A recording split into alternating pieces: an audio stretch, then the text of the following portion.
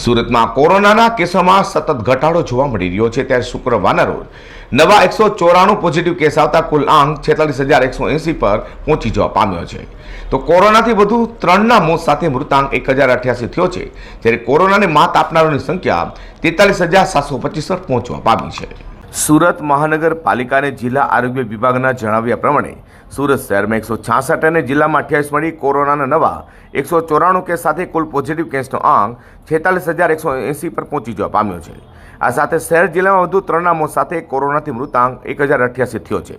શુક્રવારે સુરત શહેરમાંથી 198, જિલ્લામાંથી 61 મળી કુલ 259 દર્દી કોરોનાને માત આપી સાજા થયા હતા, જેને પગલે કોરોનાને માત આપનાર દર્દીઓની સંખ્યા 43,725 પર પહોંચવા પામી છે. હાલ શહેર જિલ્લામાં કુલ એક્ટિવ કેસની સંખ્યા 1,367 પર પહોંચી છે, જેમાં સુરત સિટીમાં કુલ 34,284 કોરોના પોઝિટિવ કેસમાં 805ના મોત થવા પામે છે, જ્યારે જિલ્લામાં કુલ 11,896 કેસમાંથી 283ના મોત થયા છે. સુરત સિટીમાં 32,446 અને સુરત જિલ્લામાં 11,279 દર્દી કોરોનાને માત આપી સાજા થઈ ઘરે પણ પહોંચવા પામ્યા છે. Azhar Qureshi, G25 news.